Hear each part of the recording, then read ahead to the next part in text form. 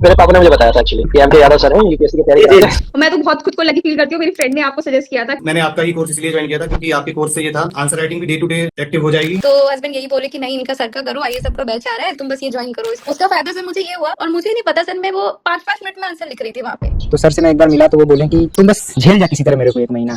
Sir जैसे आपने पहले क्लासेस ली थी साइंस ऑफ आंसर राइटिंग में, 8 से 10 क्लासेस शायद थी, तो उसके बाद एक दिमाग में एक फॉर्मेट सा बन गया था। तो आपका प्री के लिए, यूपीएससी प्री के लिए भी कोई बैच चलता था, तो मेरा सर एक ड्रीम था कि कभी मैं मेंस दूंगा तो आपके साथ।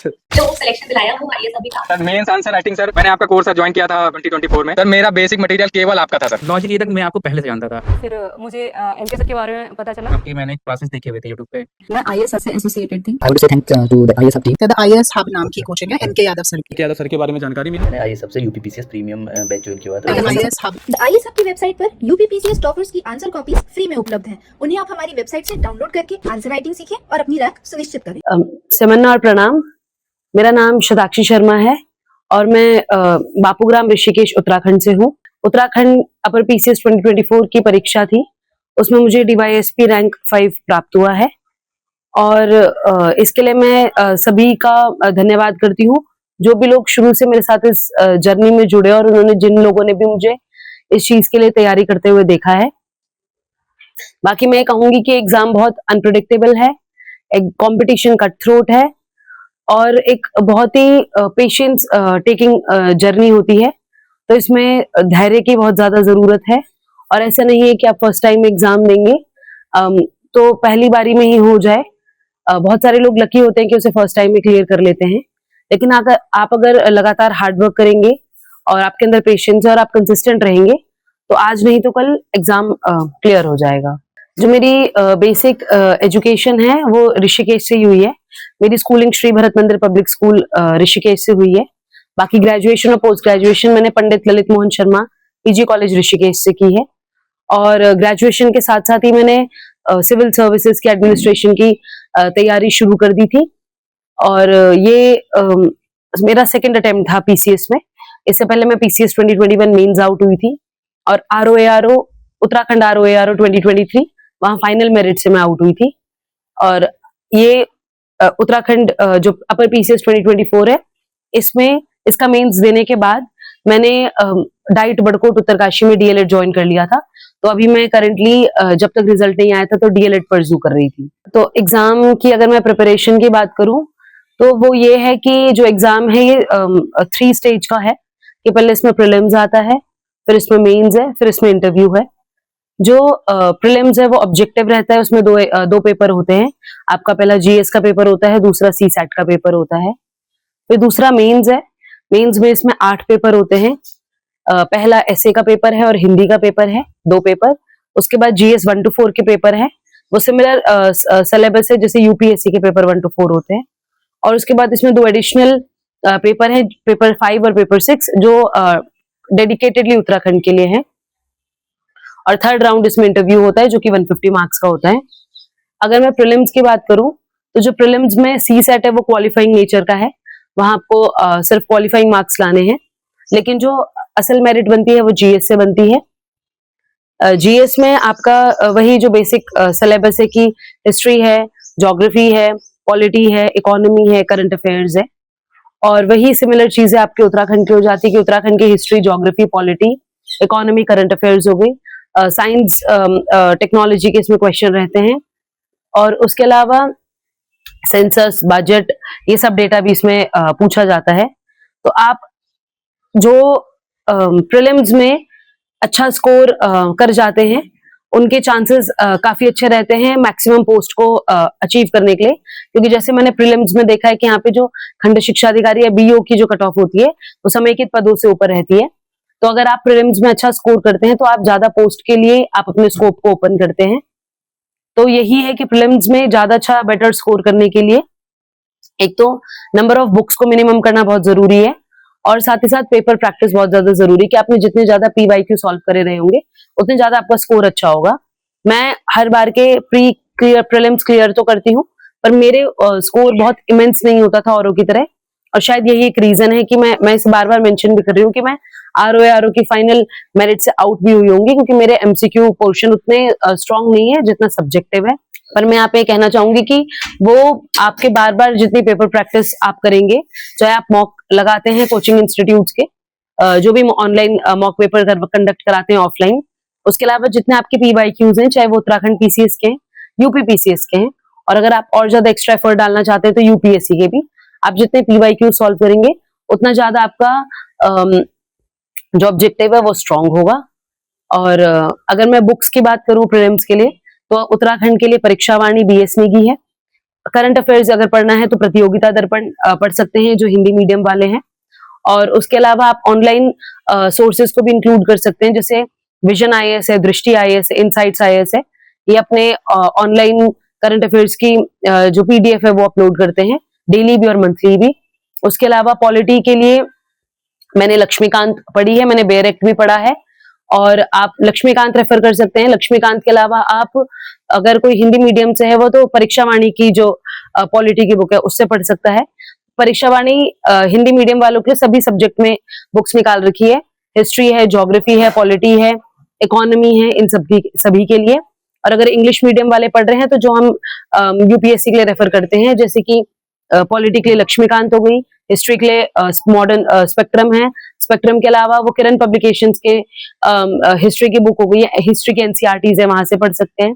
ज्योग्राफी के लिए मैंने क्या किया था कि ऑनलाइन सोर्स है PMF IAS करके, वहां पे ज्योग्राफी के नोट्स अवेलेबल है, इंडियन और वर्ल्ड ज्योग्राफी दोनों।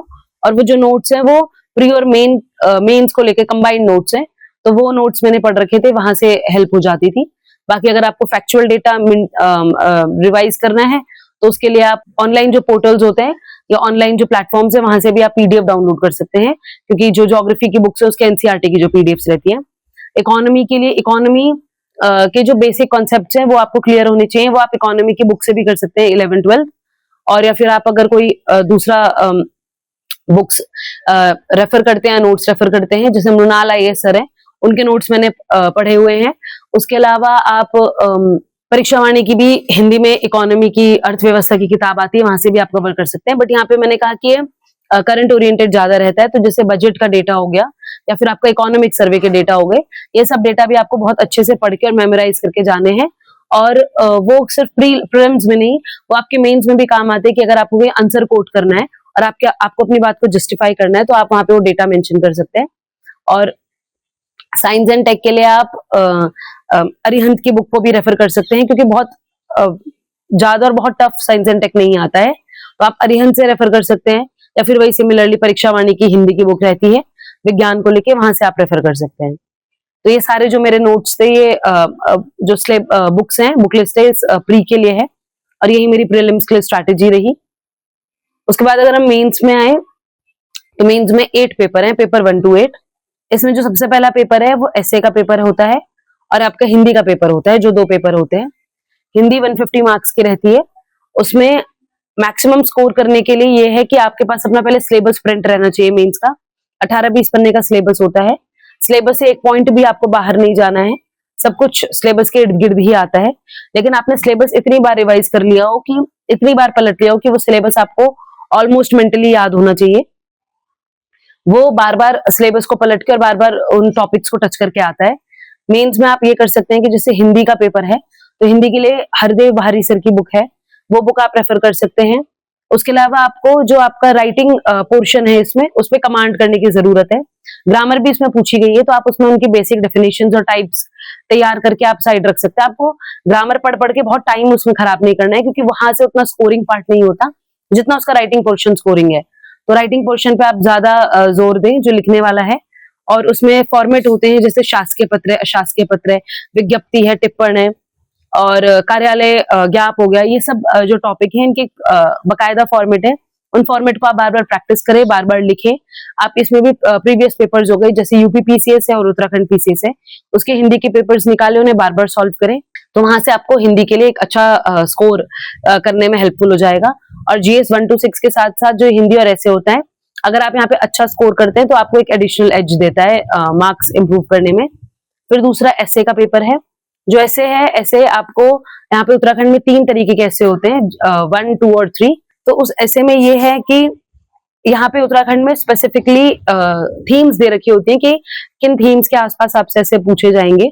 तो मैंने ये थीम्स एनालाइज कर रखी थी पिछले पेपर देख के, चाहे वो उत्तराखंड के जितने प्रीवियस पेपर्स होते हैं यूपीपीसीएस के, कि एक आपके डिजास्टर से रिलेटेड ऐसे आएंगे और आपके वुमेन से रिलेटेड ऐसे रहते हैं, या फिर अगर आपका तीसरा देखे तो इंडिया एट करंट लेवल पे और इंटरनेशनल में भी करंट लेवल पे जो भी चीजें सिनारियो हो रहे हैं, जो भी करंट हो रहा है नेशनल और इंटरनेशनल लेवल पे, उससे रिलेटेड ऐसे हो सकते हैं। तो ये जो तीनों ही फील्ड है इनको आप पिक कर लें। फॉर एग्जाम्पल मैं डिजास्टर से एग्जाम्पल देती हूँ कि अगर आपके पास डिजास्टर है तो डिजास्टर से रिलेटेड इंडिया में भी और उत्तराखंड में भी जिस प्रकार के डिजास्टर होते हैं, जितने भी डिजास्टर है, उन सब मेन थीम्स को आप आइडेंटिफाई करें, उन थीम्स को आप मेंशन करें, उन थीम्स पे आप ब्रेनस्टॉर्मिंग करें कि वो जो भी ऐसे है, अगर आप पे लैंडस्लाइड या अर्थक्वेक से रिलेटेड ऐसे आएगा तो आप उसको स्टार्ट कैसे करेंगे। आपका जो स्टार्टिंग लाइंस होती हैं और जो आपकी एंडिंग लाइंस होती हैं वो हर चीज के लिए आपके पास प्रिपेयर होनी चाहिए। और बीच का जो मैटर है वहां पे आप आइडेंटिफाई करें कि उस पर्टिकुलर डिजास्टर के कॉजेज क्या हैं, उसके कॉन्सिक्वेंसेज क्या हैं, उसकी मिटिगेशन स्ट्रैटेजीज क्या हैं, और अभी प्रेजेंट सिनारियो पे government current international national level पे उसके लिए या स्टेट लेवल पे क्या कर रही है, या फिर आपके जो पर्टिकुलर ओपिनियन है कि आप देखते हैं कि सोसाइटी लेवल पे लोग क्या करते हैं, या आप अगर उत्तराखंड से जुड़े हुए हैं तो जो ग्रामीण इलाके के लोग हैं या जो हमारे कोई पुराने तरीके थे उनको आप कैसे वहां पे मेंशन कर सकते हैं। फॉर एग्जांपल अगर अर्थक्वेक से रिलेटेड ऐसे आता है तो आप वहां पे मेंशन करें कि जो उत्तरकाशी है उस साइड में अभी भी हमें कोटी बनाल प्रकार के मकान देखने को मिलते हैं जो कि अर्थक्वेक रेजिलिएंट होते हैं। तो आप इस तरीके के सारे अगर आप इंफॉर्मेशन को अपने ऐसे में मेंशन करते हैं तो वो जो ऐसे है वो बहुत ही ज्यादा एक सेंसिबल ऐसे की तरह प्रोड्यूस होता है। साथ ही यहाँ पे आपको स्पीड को भी अपनी काफी मेंटेन करने की जरूरत है। वो तभी पॉसिबल हो पाएगा जब आप बहुत ज्यादा पेपर लिखेंगे।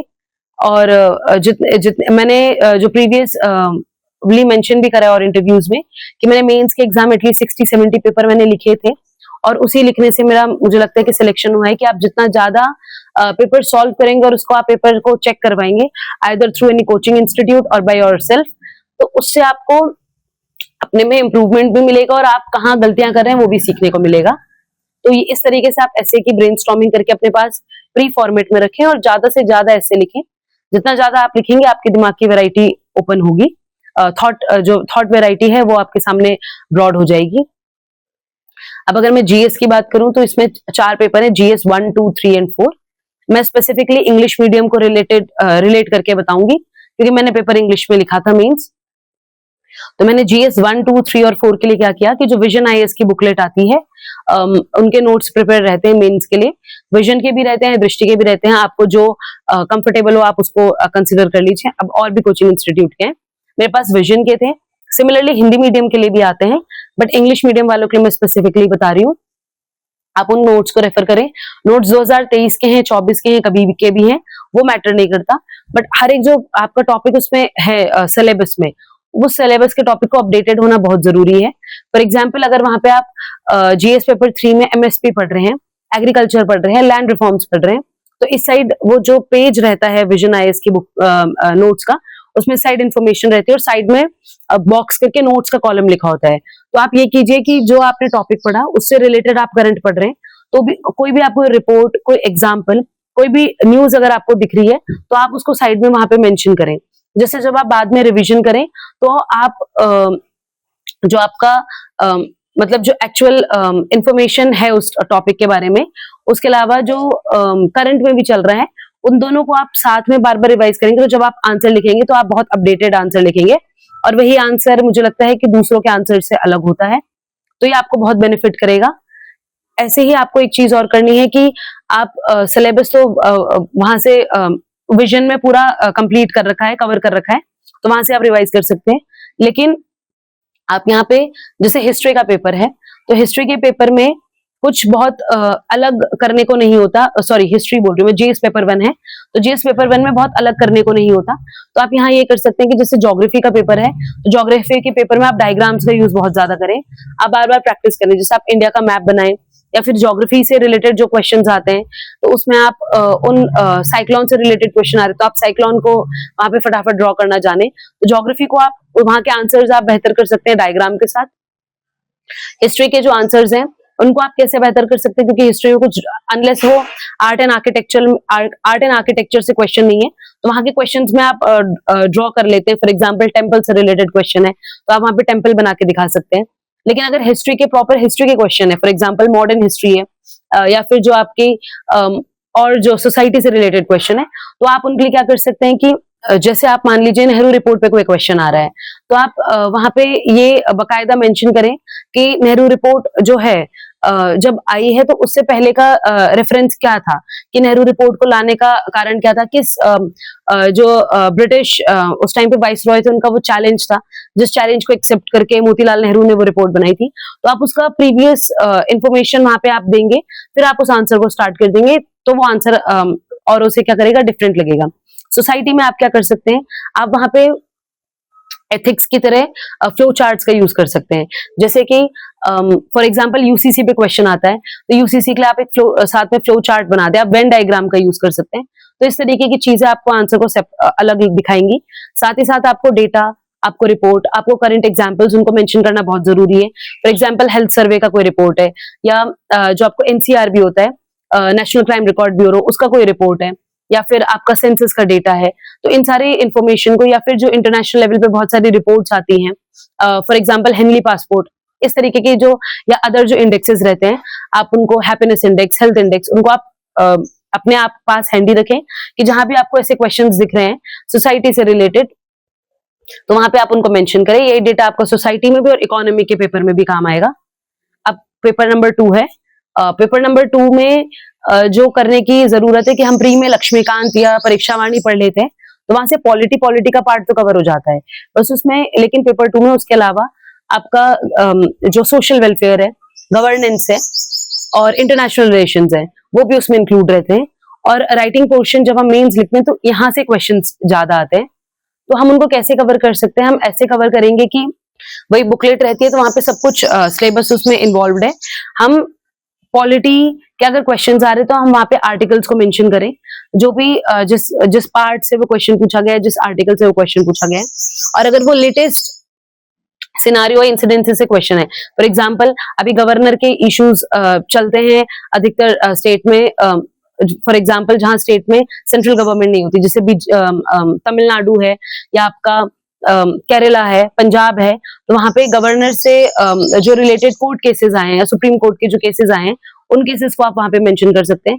तो इस प्रकार के जो हाई लेवल के वर्डिक्ट्स होते हैं या फिर जो कॉन्स्टिट्यूशन के आर्टिकल्स हैं, उन सबको आप अपने पॉलिटी के आंसर में मेंशन करने।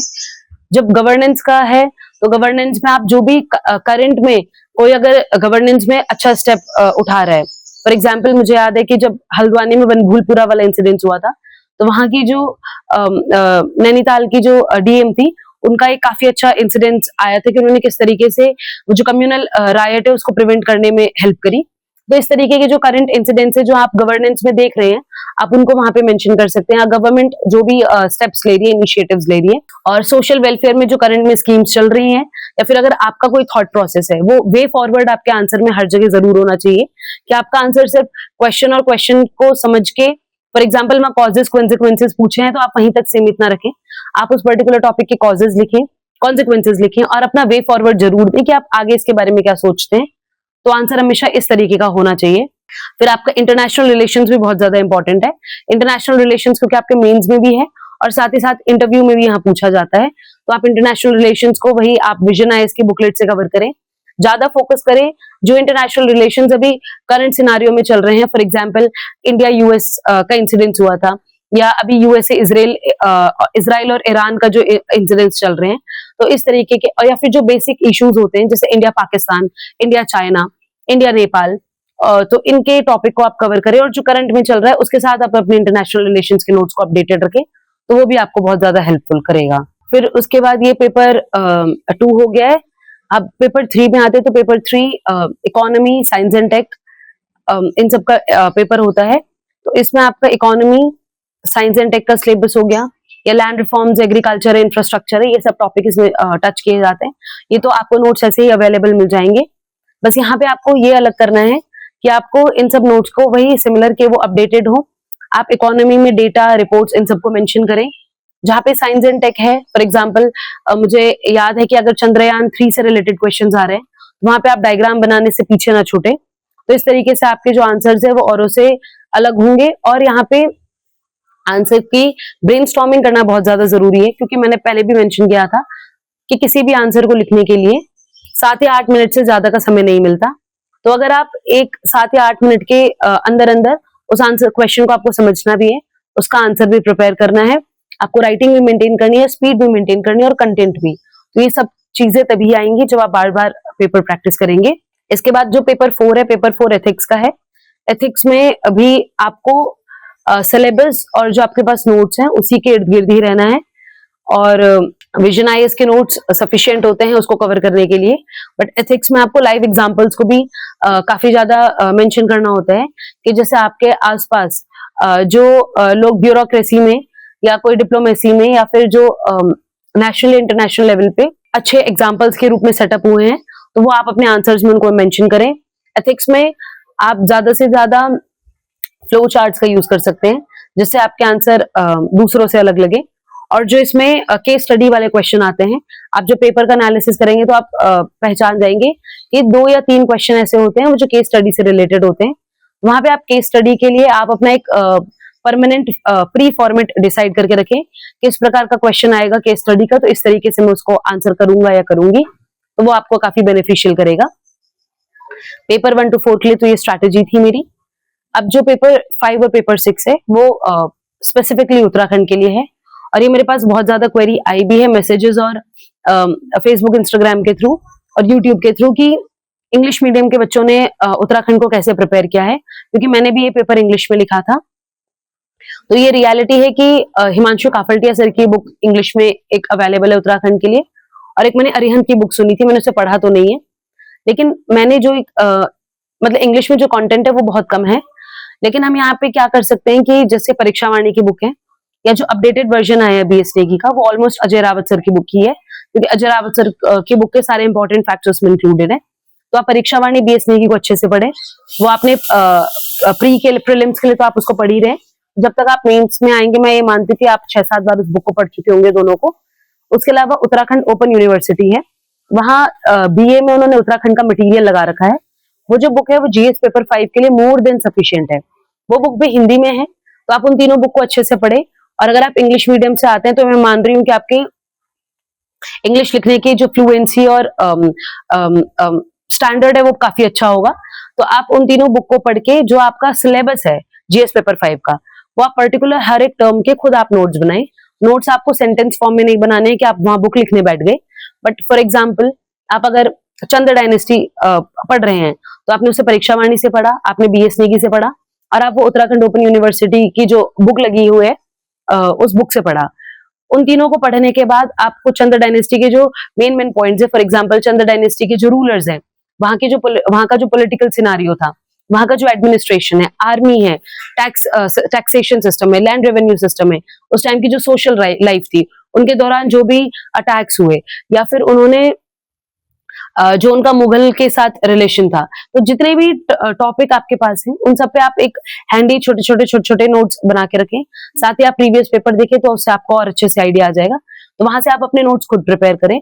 जो 12th के बाद आप प्रिपेयर कर रहे हैं, या जिनके पास 1-1.5 साल है, तो वो मैं ये बोलूंगी कि आप अपने नोट्स पे खुद मेहनत करें, आप अपने नोट्स अच्छे से बनाएं, और जब आप खुद बार बार लिखेंगे और बनाएंगे तो आपको बहुत ज्यादा अच्छे से रिवाइज होगा।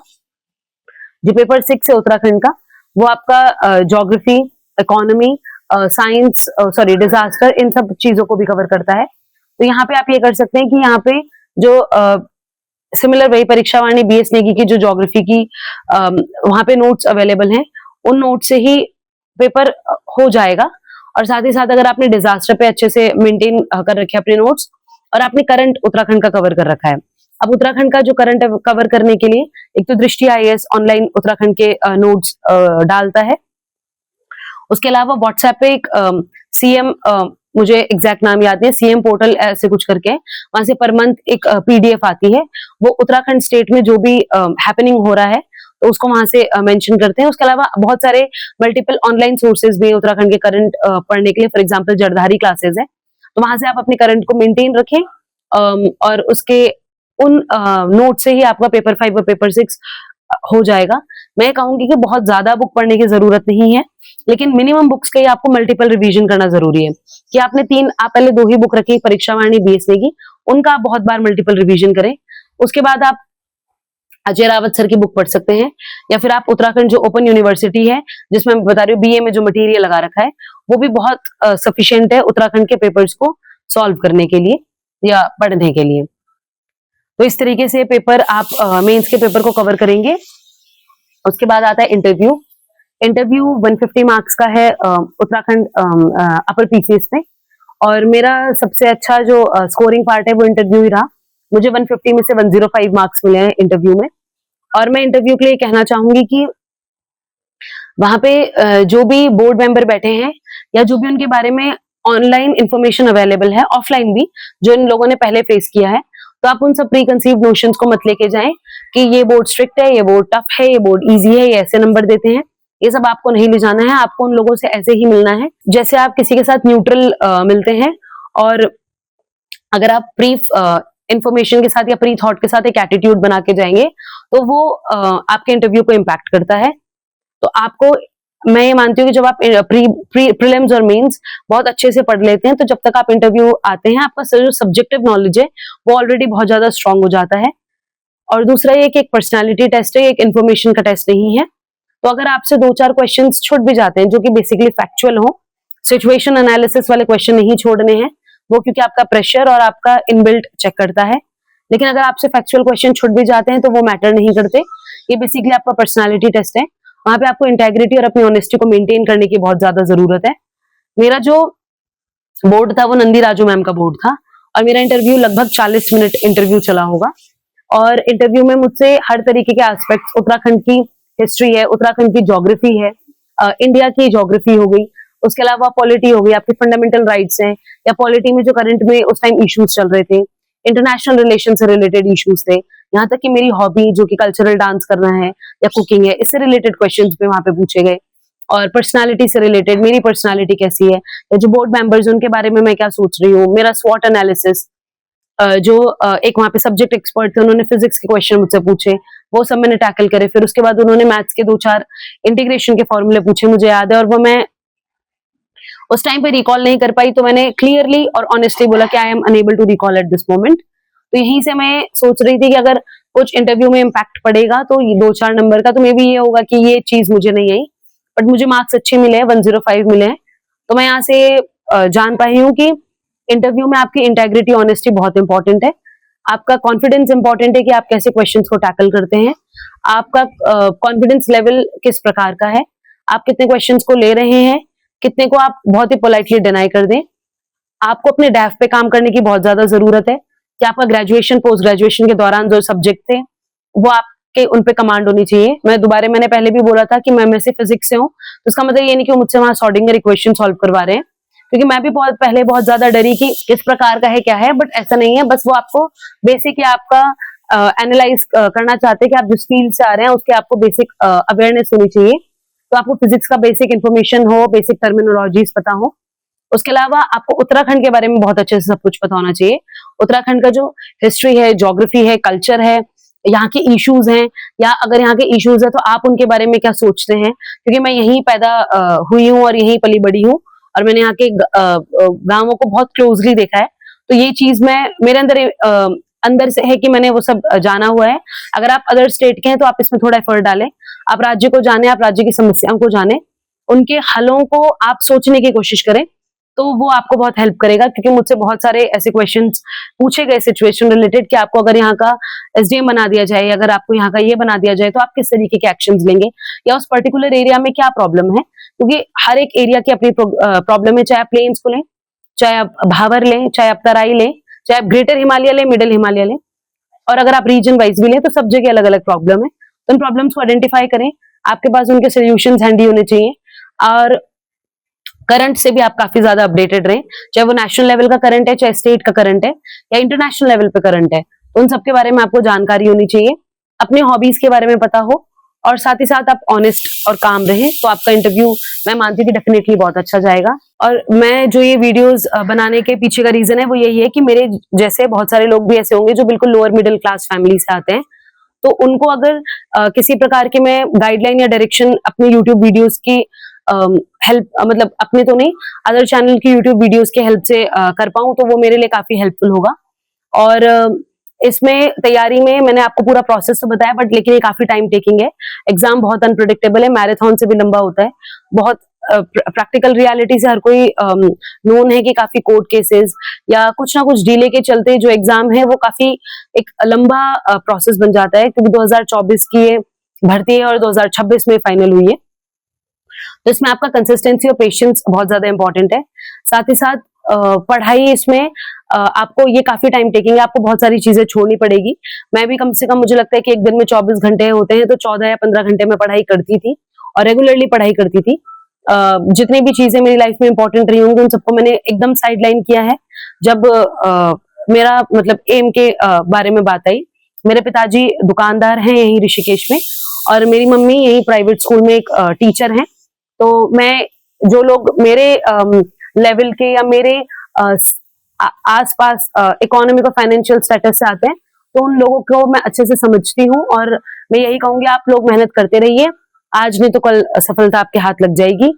और साथ ही साथ मैं दिल्ली नॉलेज ट्रैक का बहुत बहुत धन्यवाद देना चाहूंगी कि उन्होंने बहुत अपना टाइम निकाल के इंटरव्यू रिकॉर्ड करने की कोशिश की, क्योंकि ये जो स्पेसिफिकली इंटरव्यू है वो एस्पिरेंट रिलेटेड है। और भी इंटरव्यूज ले जा रहे हैं बट वो मीडिया और न्यूज चैनल के लिए होते हैं, वहां पे बच्चे उतना कनेक्ट नहीं कर पाते क्योंकि वो स्ट्रैटेजी बेस्ड नहीं होते। तो मैं ऐसा चाह रही थी कि मैं उस प्रकार के इंटरव्यू दूं जहां पे मैं बच्चों के साथ किस तरीके से मैं प्रीलिम्स मेंस और इंटरव्यू को टच किया है वो मैं ज्यादा डिटेल में बता पाऊं तो वो उनके लिए हेल्पफुल होगा। Thank you so much.